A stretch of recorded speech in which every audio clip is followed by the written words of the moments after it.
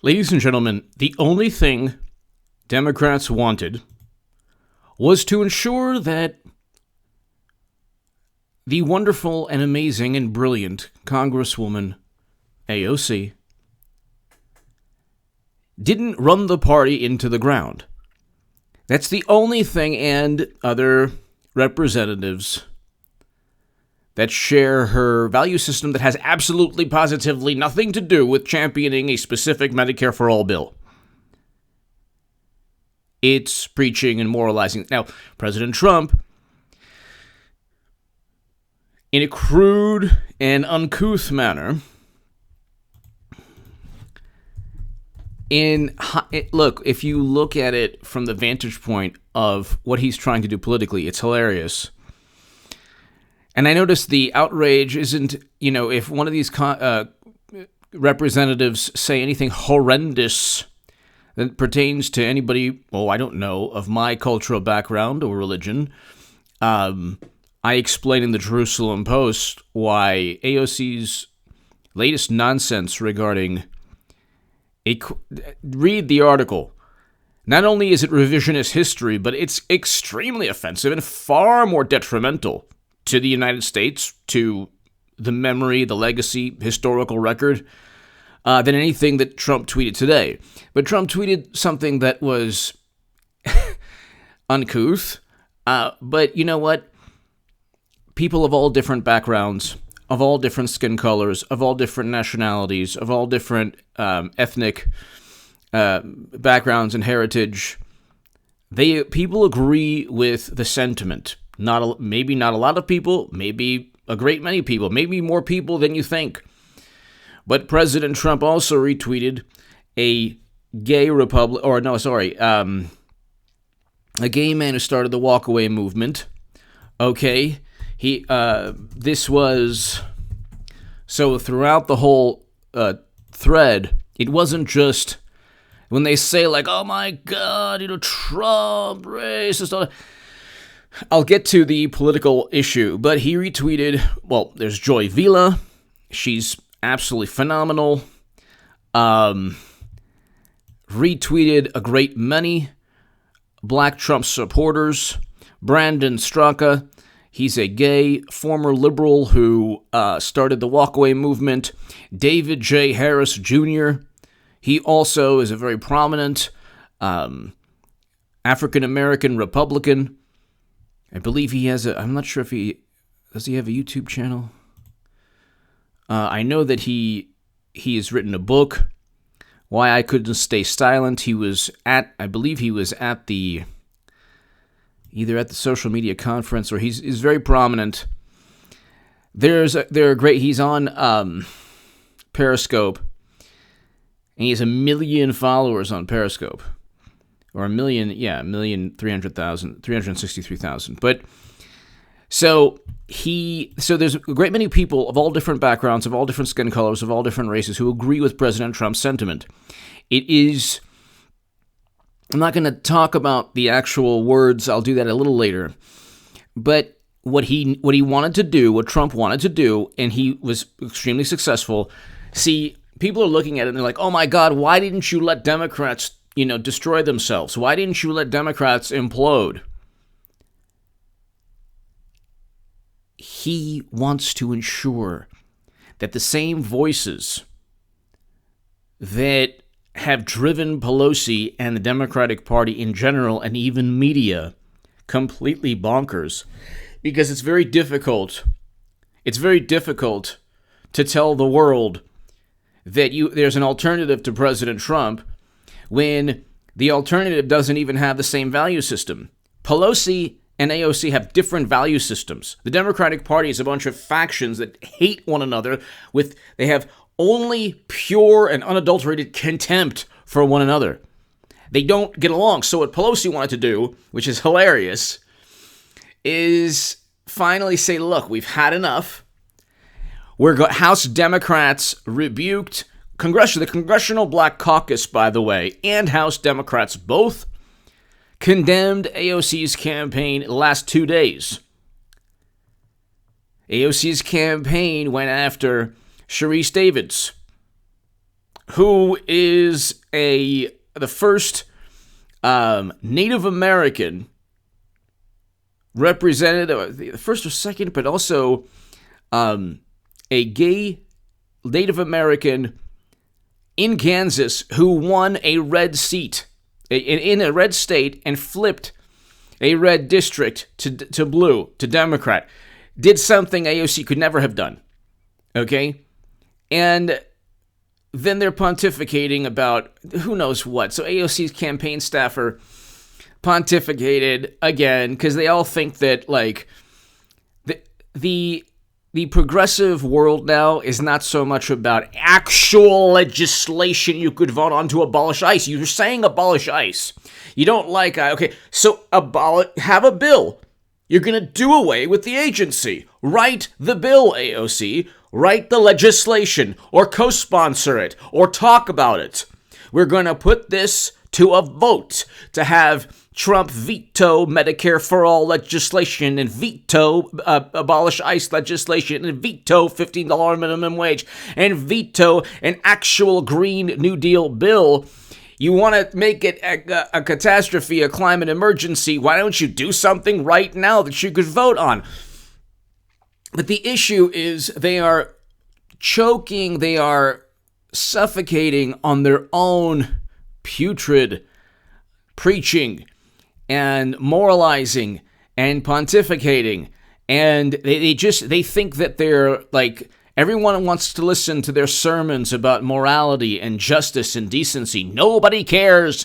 The average American does not walk around with a chip on their shoulder. It doesn't matter if you're a man, a woman, a person of color, a white person. It doesn't matter. The average American walks around generally happy, generally trying to do something good for their lives or their families' lives. And if they have political viewpoints, they don't really bring them up when they're working, when they're playing, when they're watching a movie, when they're going to dinner. The only time you see this nonstop 24/7 is the Twitter world, the theocracy. They're not going to listen to me, but you know what? Because they didn't listen to me, now they're completely imploding, and President Trump, yes, got them to actually use the phrase axis of Shevil. Yes! So this is the opinions editor for the Washington Post, who basically called Pelosi and Maureen Dowd, which is hilarious. Maureen Dowd is not a very, not a Clinton supporter. One of the least, actually an establishment New York Times Pulitzer Prize winning New York Times author, who basically explained that AOC is taking down the Democratic Party, which she is, which is hilarious. So you have Nancy Pelosi and House Democrats who basically condemned and rebuked AOC's campaign for going after Sharice Davids. And then you had Maureen Dowd, who was never a Clinton supporter, and who actually conveys that viewpoint very eloquently within the New York Times. And then you have the Washington Post editor now who is saying that there's an axis of Shevil. Trump has got them to actually use the phrase axis of Shevil, which is Speaker Pelosi, a New York Times columnist. Axis of Shevil is that white supremacy relies on dismissing, silencing, and undermining women of color. Wrong. It was 4 representatives. That's it. There are women of color who are Trump supporters.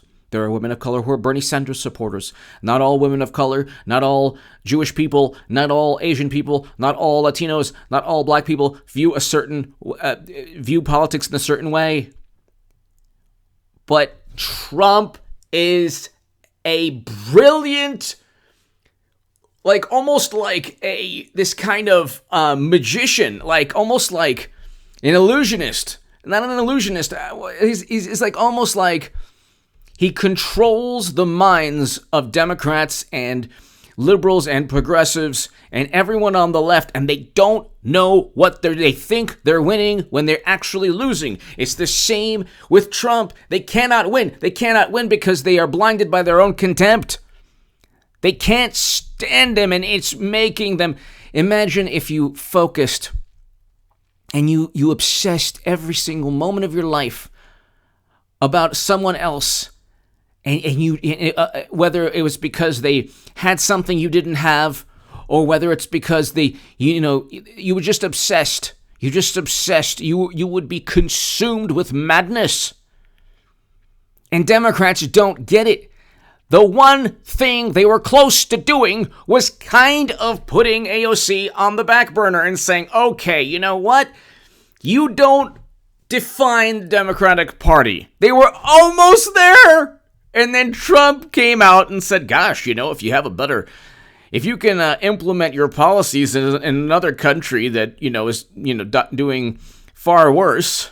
And he was referring to one representative, not, okay, the other three were born here or in the United States. But, or anyway, he deliberately got them to, instead of the natural, like what happens within interpersonal communications, you want to make sure that you communicate.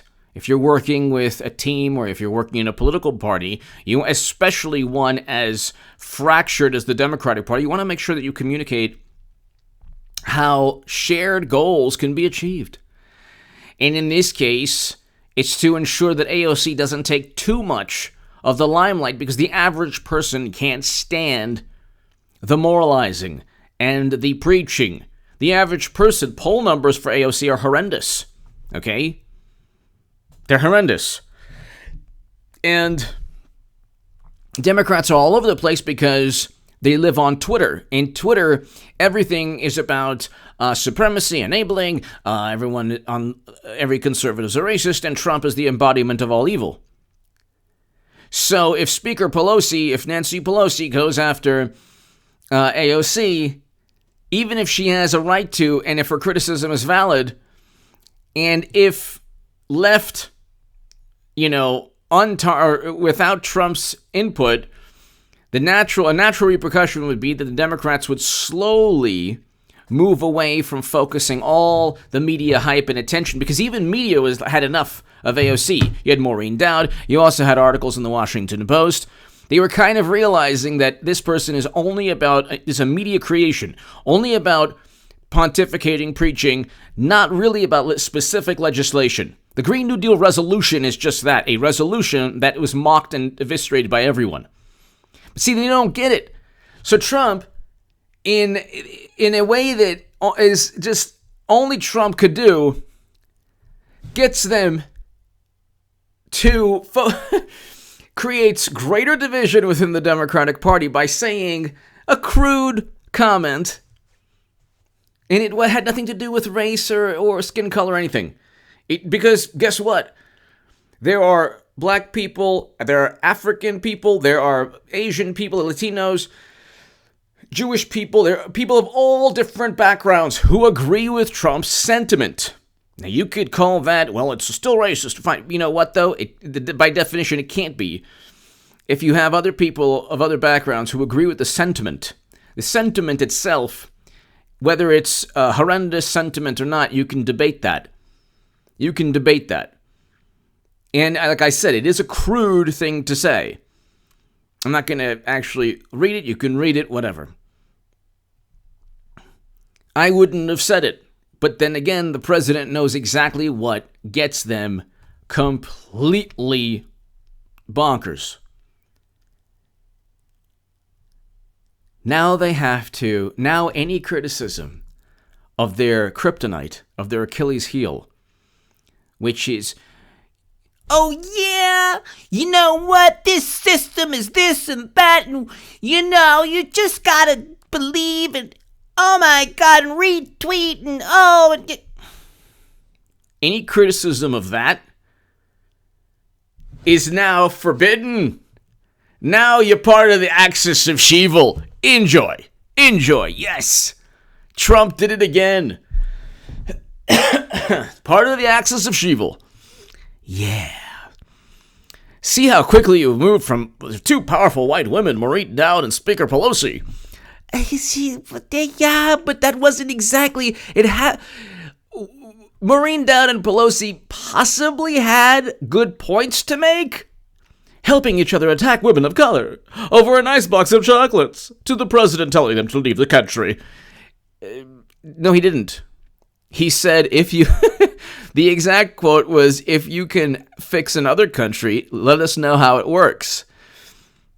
Of course, the subtext can easily be construed as leaving the country. It's a crude remark. He literally didn't say that. But then again, Trump plays on the fabricated emotions. Okay, President Obama actually destroyed a nation in North Africa. Actually destroyed a country. Libya was not a failed state before Obama's intervention. President Obama deliberately deceived the people of Flint, Michigan, and drank Flint water. Why do you think nobody on the left with a major platform will debate me? Because they know I know all of their secrets, all of their Achilles heels, all of the duplicity and disingenuous political nonsense of the left. What do you think would happen if President Trump drank Flint water and said it was okay?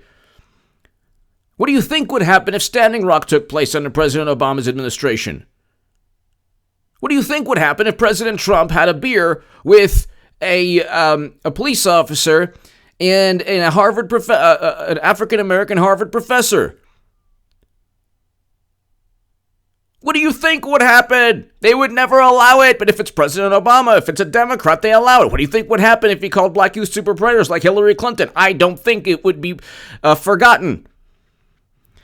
But now there's the axis of Shevil.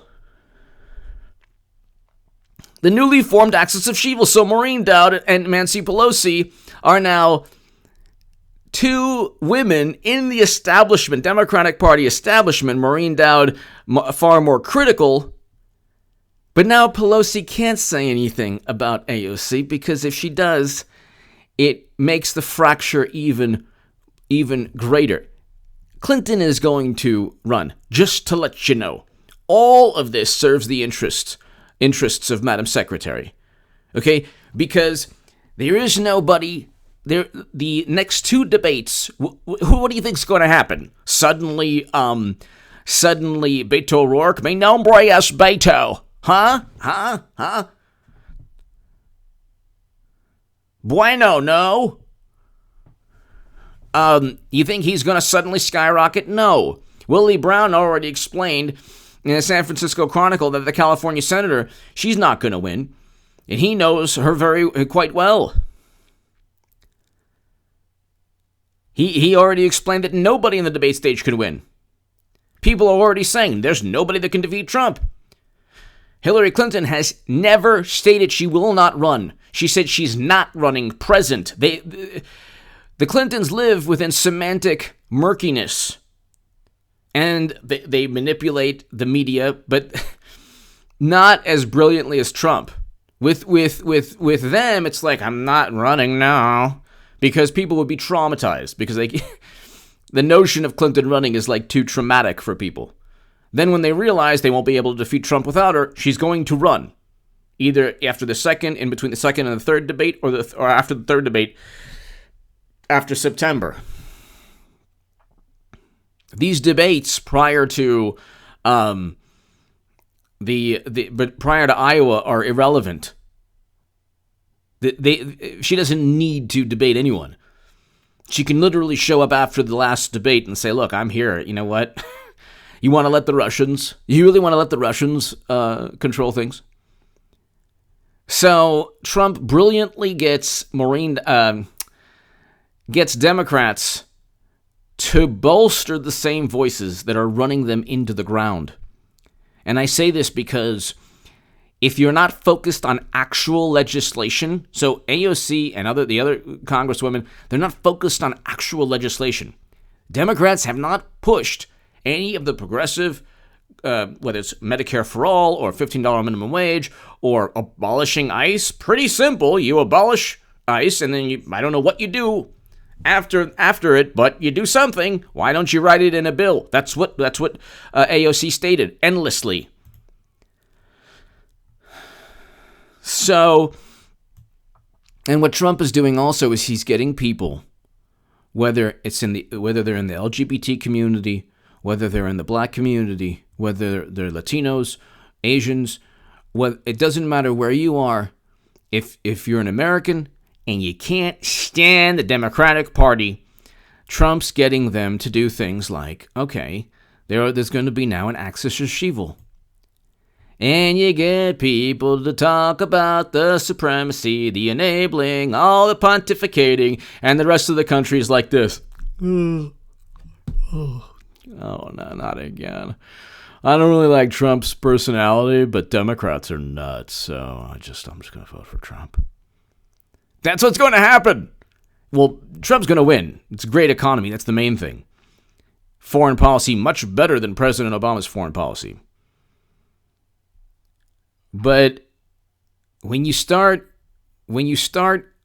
going after, when you start doing this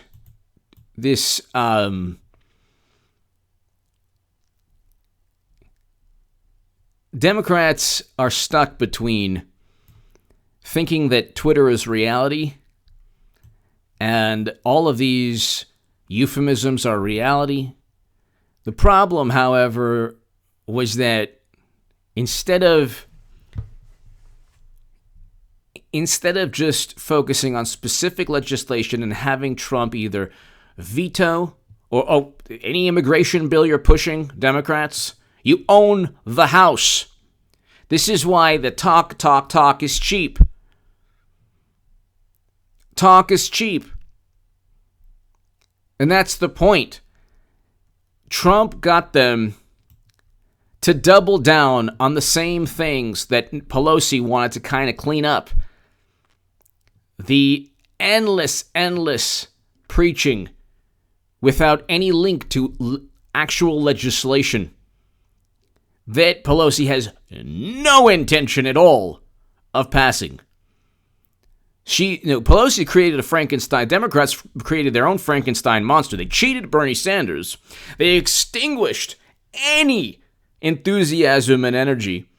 Then they had to rely on, yeah, man. And then that didn't work out. That's not working out. But now what are they going to say? Because Trump is on Pelosi's side, sort of, kind of. And he's created the axis of Shevil with Maureen Dowd and Pelosi. Give me your thoughts below. If you understand what I just explained, give me your thoughts. But it's hilarious. Absolutely hilarious. They don't get it. They don't know what Trump just did to them, and it's kind of funny. Give me your thoughts below. Please share my Jerusalem Post article on AOC, please. And check out my latest Federalist article below that was shared by Rush Limbaugh for 2 days straight. Thank you.